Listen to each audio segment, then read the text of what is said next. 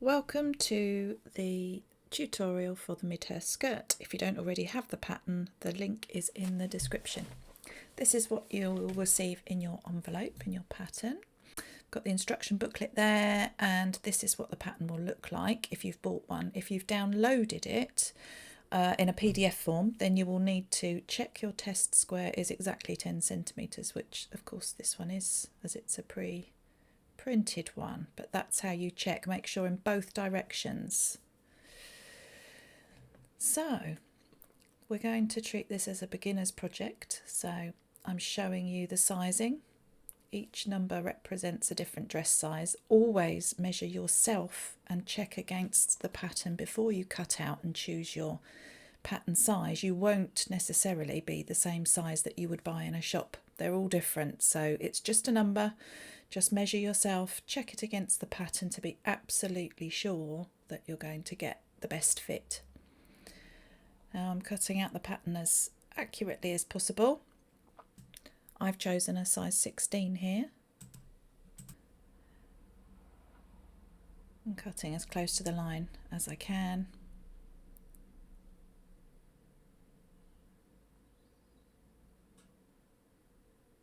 Two yoke pieces.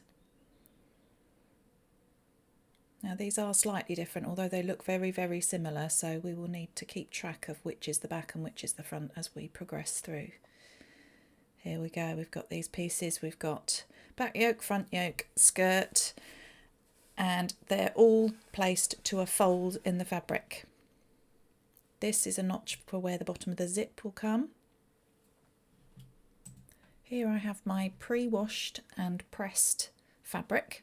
Pre-washed because it will shrink a little bit, so it's nice that it's pre-shrunk rather than when you've made this beautiful garment it suddenly shrinks in the wash.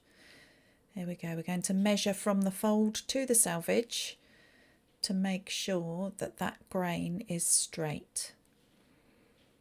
Same measurement, so that's perfect. This is to a fold. We've got two pieces we need to cut. This is the front and back skirt, so we're going to cut the first piece on the fold now. Place my weights to stop the paper moving and pin it as carefully as possible to secure it to the fabric.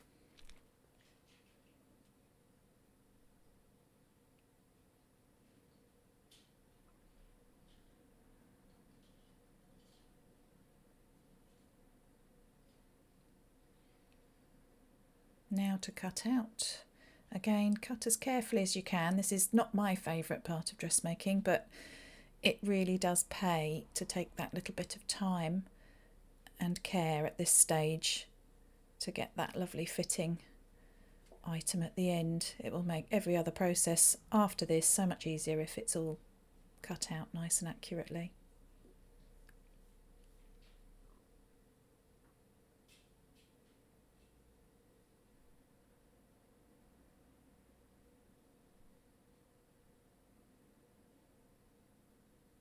All that's left to do now is to pop a little notch. Tiny little snip is what I use. You can mark it with chalk or a pencil if you prefer, or a pin, just to mark where the bottom of your zip will come to when you've sewn it up. That's it, it's one piece cut.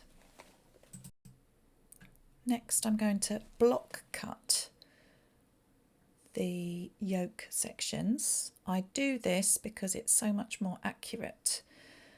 We're going to need to interface these pieces later, so again I fold the fabric, measure from the fold to the selvage to make sure it's definitely on the straight of grain, otherwise you'll get a wonky skirt. Everything will twist and it won't hang properly if it's not on the straight. Measure that, give it an adjust. Pop those pieces to the fold again as it clearly shows you. And pin them on.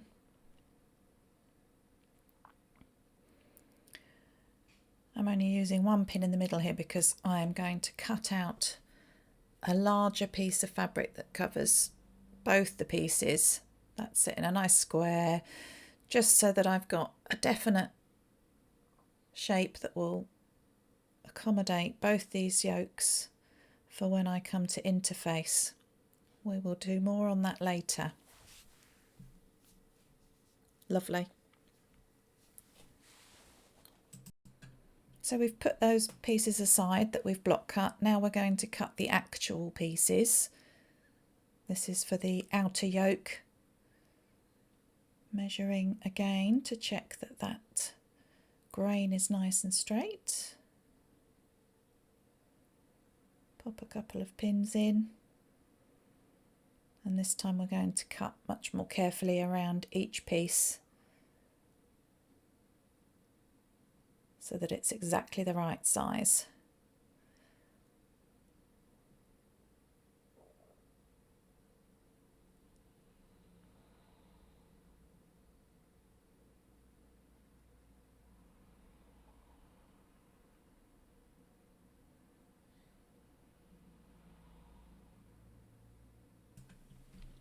That's your front and back yoke.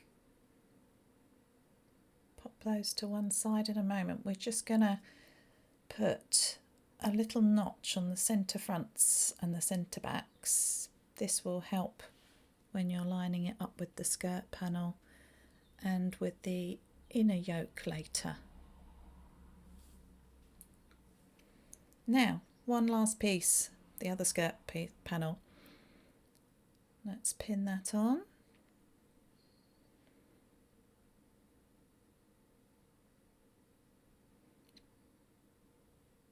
Cut around it nice and neatly.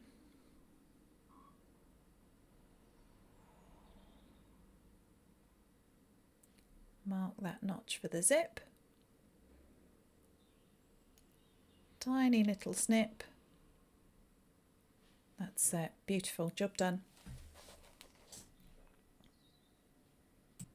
Interfacing. Here's that piece of fabric that I block cut before with the yokes on. I'm going to place it right side down on my ironing board. This is my interfacing. It's quite light. You can see there's a slight sheen and a slight roughness to one side. This is the side with the glue on it. Very important. Put the gluey side onto the wrong side of your fabric. I'm using a clean tea towel over the top. And I've got my iron set to the highest temperature my fabric, which is cotton, will take. And I'm going to give that a good press. And ta-da, it's stuck. There we go. Now that will behave as one fabric. So all we need to do is fold it right sides together. Placing our yoke pieces onto it. Make sure that you've got enough fabric underneath. That's it. Move it down a little bit. Place to the fold. Pin it nicely. Not to your ironing board. I'm sure that we've all been there. And cut around it. This makes it much more stable having the interfacing in. It gives it a little bit more strength. Makes it quite nice to handle as well. A little bit more body to the fabric. There we go. Front yoke, back yoke. Now we need to remember which piece is which. So I've got again a little piece of chalk. Front yoke, I'm going to do a little F on there so that I know that's the front. Back yoke, a little B on that one. Again, you can use a pencil or whatever. It's fine as long as it doesn't show through or bleed into it. Inner yoke. There's our two pieces that we've just interfaced with our lovely markings on. Now we only need to stitch these together on one side seam because we have the zip in the other side seam. Now zips usually for ladies are on the left hand side, but hey, it's your skirt. It's up to you what side you want to do it on. As long as you are consistent and you have your gap the same side for all the pieces, it's fine. We're going to do our centimetre seam allowance. All my patterns have a centimetre seam allowance everywhere unless I otherwise stated on the pattern or in the instructions. So little back tack. That's the first seam done.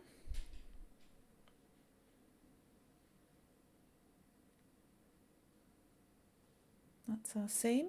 Open it up. We're going to open that and press it. Opening the seam like that and pressing it that way reduces bulk. This isn't a bulky fabric, but should you choose to make it up in a tweed or something a bit heavier, you will need to reduce the bulk. Back skirt. This is the back skirt panel. We've got the back skirt yoke here. It's the outer yoke, no interfacing. You can see I've written a B on there so that we can identify it. As you can see, it's got a nice curve. That's how it's going to go together. So right sides together. We're going to pin the edges, the side seams, so that they match.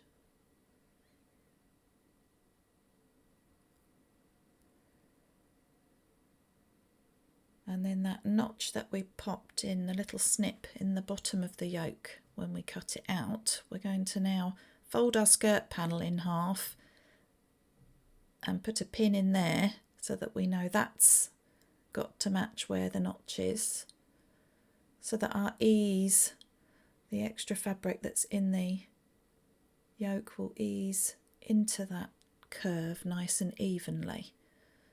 So match your notch to the pin, pin them together, that's it, and then just pop another couple of pins in between those.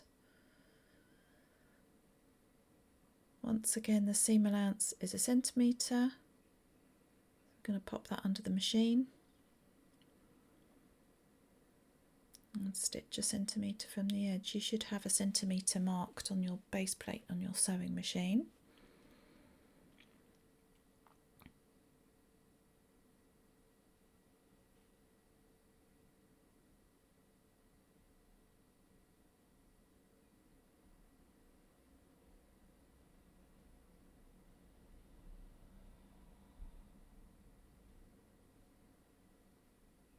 Little back tack at the end to secure it. That's it, one yoke attached to a skirt there. We're going to press this seam allowance upwards. You can snip into this seam allowance if you choose to. Again, this is such a light fabric, and because the curve goes the way that it doesn't really need it on my demonstration here. But we're going to press that seam allowance up towards the waist. Front skirt. So basically repeating the same process but with the front skirt panel and the front yoke. There's my little F in blue. That's how it needs to go together. So right sides together. Pin those side seams first so we know that they match perfectly.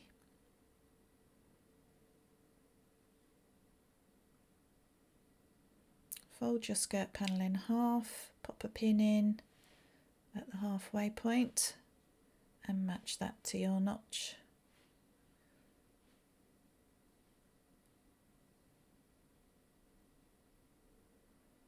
There it is, that little snip, match that to the pin.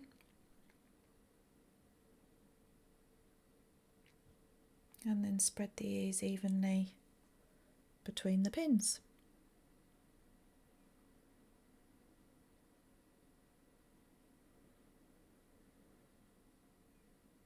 Pop it under the machine, the usual 1 centimetre seam allowance, little back tack to start.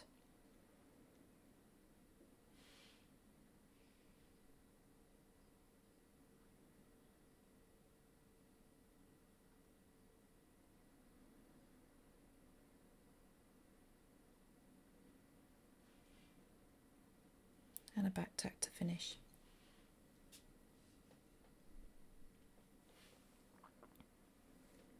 That's it, front skirt seam done. We're going to press that up again like we did for the back. Again, you could snip it if you choose to.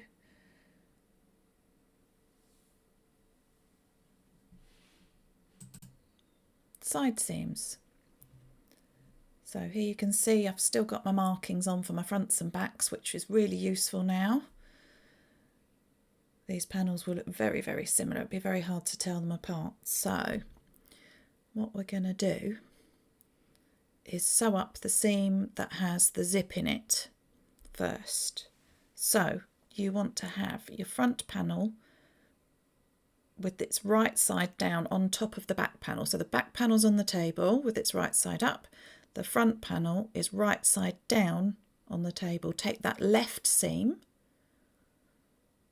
find those notches and pop a pin in there. That's where you stitch from. Your zip will be in that remaining piece up to the waist, so we're going to pop a couple more pins in towards the hem and just stitch from that first pin down to the hem.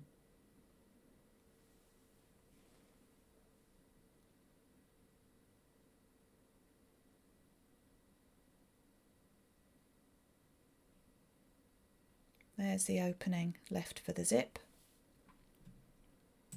1 centimetre away from the edge as usual. Little back tack. Away we go.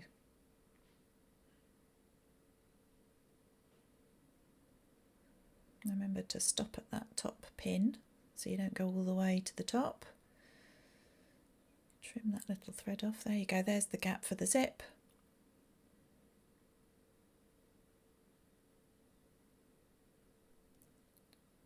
We're going to press that seam open so that the seam is nice and flat, and then we will overlock it, or you can zigzag it if you choose, if you don't have an overlocker. This is the other side seam. This one we sew all the way down.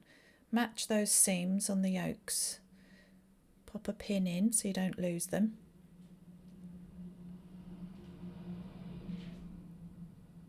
That's it, matching them up.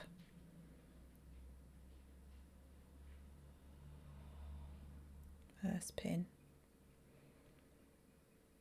Then lay your fabric down and pin the rest of it.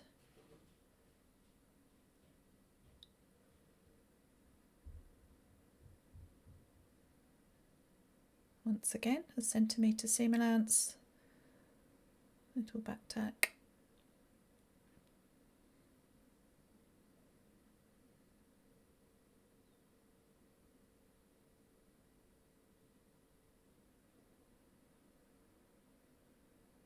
Back tack to finish, take the pins out. That's our seam. Again, we're going to press it open. You can see they match beautifully, those seams. That will look really neat on the outside. Press it open, overlock or zigzag, and then we'll put the zip in. There are lots of ways to put zips in, and you'll find lots of different methods online on YouTube. Do look them up if my way doesn't suit you, or you'd rather look up all the different options first. This is a concealed zip. You need to press this coil open to be able to get as close to that as possible when you're stitching. So do that first, then take your zip, flip it over, and I always stitch my tape down first, right on the edge. It should be 1 centimetre, the tape anyway, so if you line up the edges of the tape to the edge of the skirt, that should be pretty bang on.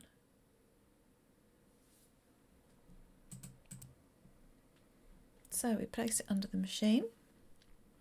Do tack or pin as much as you need to when it comes to these bits, because this is quite fiddly. So I'm going to stitch right on the edge.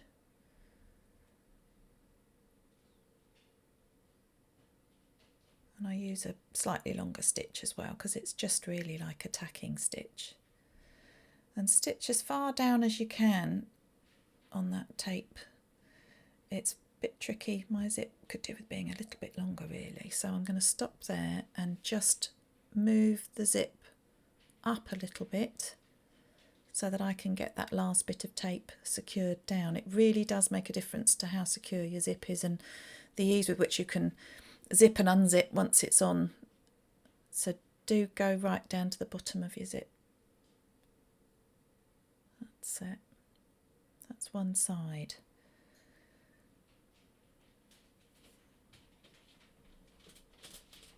Now for the second side of the zip.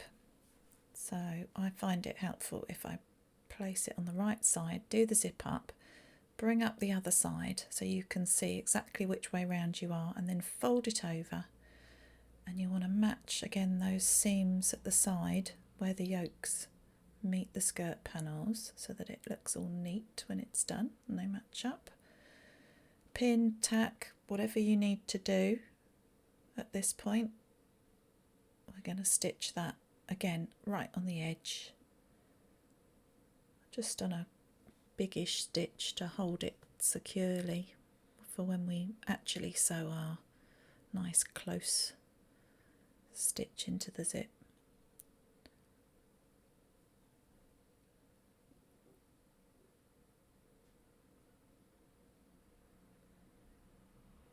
So try and move that zip again. Yep, going to come off. Move the zip out the way, pop the foot down again, tape right on the edge. Lovely, that's secured our zip in the right sort of place. For now, we're going to do the close stitching. So next we need to get right into that gap there, that space that we've pressed open, right next to those coils, close as possible so that as little of the zip tape is seen. You will need your zip foot for this, for your sewing machine, to get right in close. This one on my machine has 2 holes. I'm going to use the hole that's to the left of me as I'm looking at the machine to do this first stitch line so that I can get as close as possible, get those threads out the way, and holding that coil open, although it should be fairly open from where you've pressed it. Stitch down as far as you can go before you hit that metal zipper.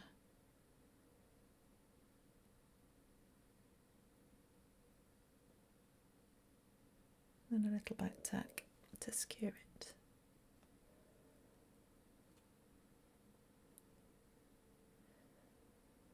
And then we're going to go down the other side. Little bit of a fiddle at the bottom there. Place it under the machine. Again, as close to that nylon coil as possible. Little back tack. And away you go.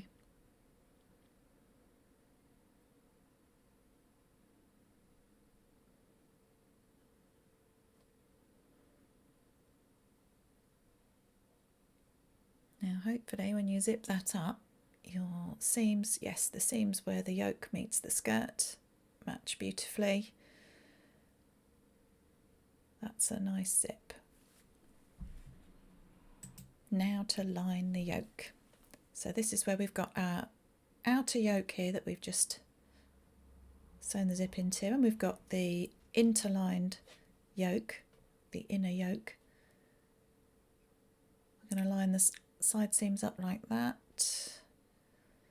Pop a pin in so it's nice and neat.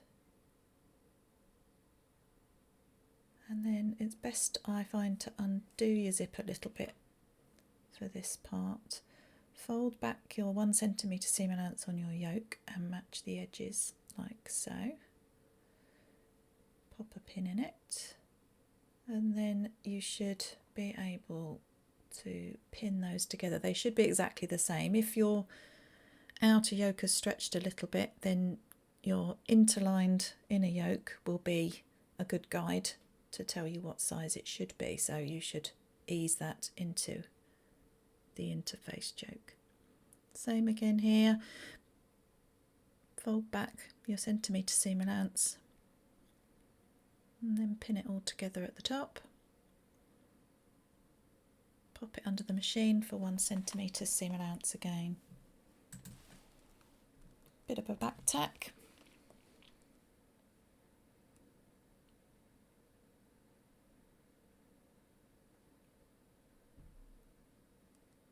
Stitching right the way along, another back tack at the end.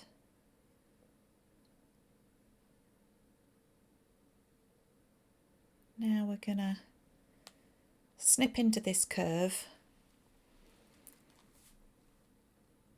So take your scissors and snip just up to the stitching.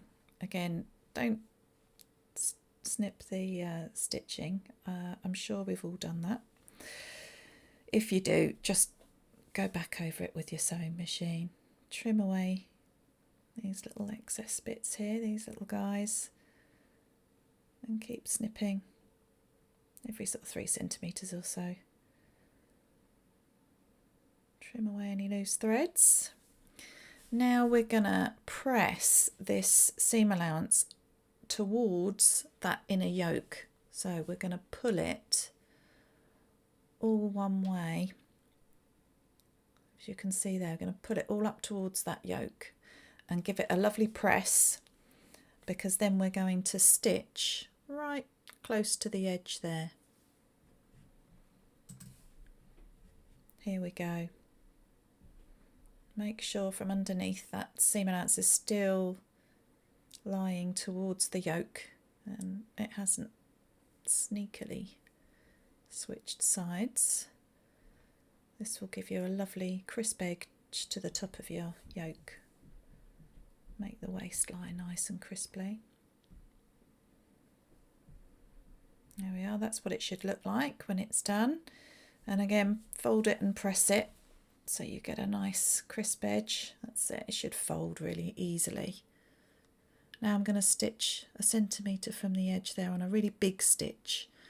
This is just a little help for slip stitching, really. So you're going to press that up as well so that you've got the stitch on the edge, because that stitch you're going to use when you slip stitch. You're going to slip stitch into that stitch there. So now we're going to slip stitch. As you can see, I've pressed that seam allowance up, I've given it a quick pin, and I'm just going to show you on a little bit here. This is quite tricky to show you on the camera because I can't see very well. So tuck that little nut in. I'm going to take a stitch from there and a stitch from the yoke. So you pick up one of those stitches, pick up one of those stitches, and basically just do that all along your yoke.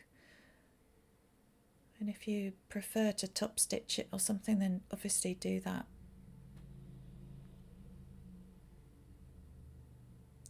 And then when you get to the zip, tuck the little seam allowance bits in, and again just take a tiny bit of the tape and stitch it to the fabric there, the seam allowance.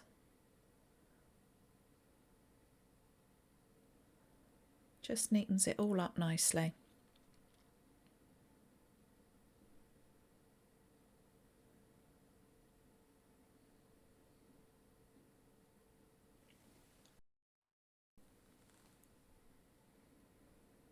Tuck that piece of zip tape in.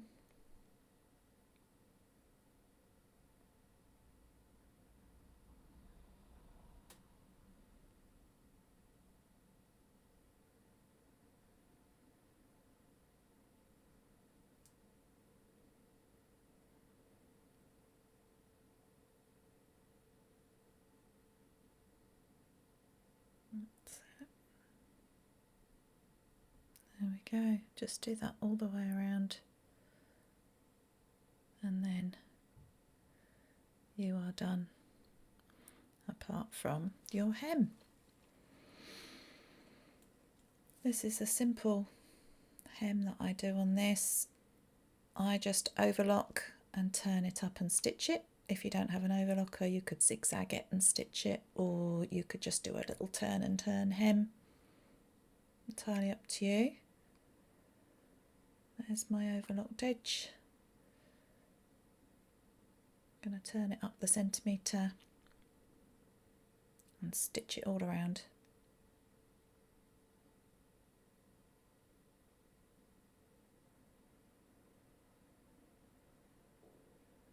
Now all it needs really is a good press